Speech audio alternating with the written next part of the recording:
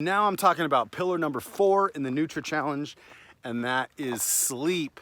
Now the reason I'm including this as a pillar is because I just want you to focus on it.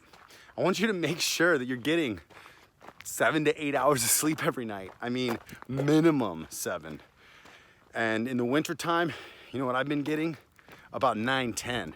I've been really going for it this winter. I really wanted to recharge my body, and I think I needed it. I went pretty fast last year, and I really kind of burnt myself out a couple times.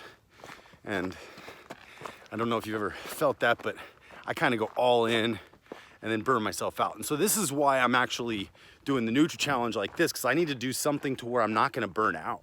I need to do a challenge that's a lifestyle challenge, that's a lifelong challenge. And when I look at the benefits of walking 10,000 steps a day, it's amazing.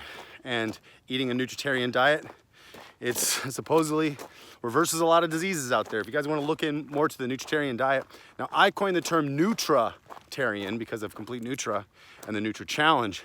But Nutratarian with the I was founded by Joel Fuhrman, and he wrote a book called Eat to Live.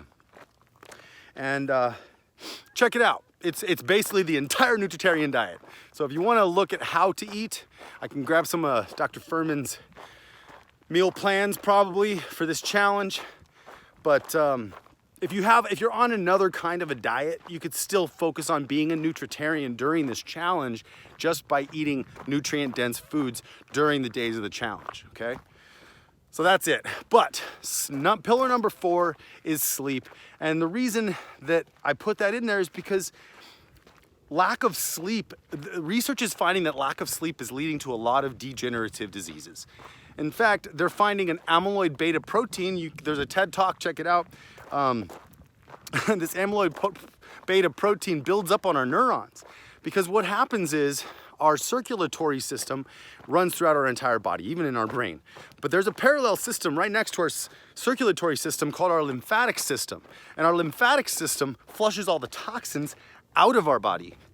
So the circulatory system brings all our blood and nutrients through the body, and then the lymphatic system flushes all the toxins out of our body through our sweat glands. But our lymphatic system stops here. Our brain does not have any room for a parallel system. Blood vessels are too close together. So it's just, there's no lymphatic system in our brain. But how does it clean itself out? Because our brain works nonstop. So here's how it cleans itself out. When we go to sleep and we hit REM sleep, our brain literally shrinks.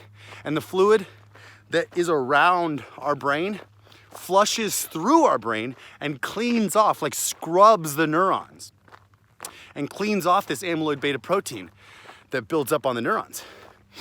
So without sleep, the amyloid beta protein continually builds up and is known to be a possible cause of certain degenerative brain diseases, okay? So the link isn't like exact all the way there, but they're finding some links. They're not saying this is exactly the cause of this, but it is looking like chronic lack of sleep leads to your brain not getting a chance to clean itself out, which leads to degenerative brain diseases over the course of a lifetime. So this is why sleep is pillar number 4 in the NutraChallenge. I just want you to keep an eye on it. I want you to log your sleep. How many hours of sleep do you get? And maybe you got to nap a couple times. But, you know, I'm just a big advocate of sleep. I know some people, it's just like, oh, I got 5 hours of sleep all last year and I feel great. I only sleep 4 hours a night. I'm like, I don't know how you do it. It's all good. I mean, hey, to each their own. Sometimes maybe some people don't need that much sleep. But for me, yeah, I need my sleep. I feel increasingly different. If I don't get my sleep, I really literally, oh, here's another thing about sleep, really quick, is Ragnan Chatterjee is a doctor. He wrote a book called Make Your Disease Disappear. And he actually talks about reasons for insulin resistance. Now, insulin resistance is a big thing that's happening right now, and it does lead to certain conditions like diabetes. But what they're finding is insulin resistance happens for many reasons other than just eating poorly. In fact, one night of bad sleep, now this is what Dr. Chatterjee said, can lead to the same amount of insulin resistance as if we ate junk food for 6 months. And I don't know how that fully adds up and where his science comes from when he says that, but the idea is get your sleep, because poor sleep or lack of sleep can lead to insulin resistance.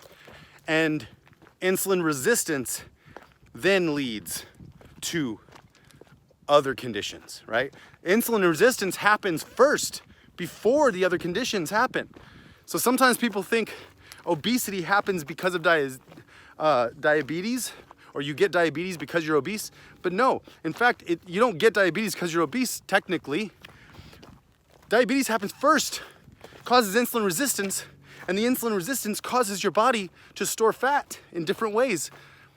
And there's so many elements to this puzzle. But one of the things that causes insulin resistance is poor sleep. That's what I'm hearing in these studies. So just keep an eye on your sleep, track it. That's why sleep is pillar number 4.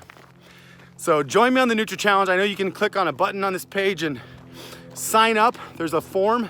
Just fill out the form and then hit submit. Choose your challenge and then hit submit, because I'm gonna be doing challenges all year on the 2020 plan. So let's see, this is me right now, body wise. Let's see if you can get a good picture there. There we go. That's some nice belly fat, but that's gonna be gone soon. Now I'm gonna be adding in a little bit of weight training as well. So you can do whatever you wanna do, but join the challenge, choose your challenge, and then join the challenge. And then I'm gonna create a Facebook page so you can actually get on there too, and we can all talk. Maybe it'll be a group. All right, guys, have a good one.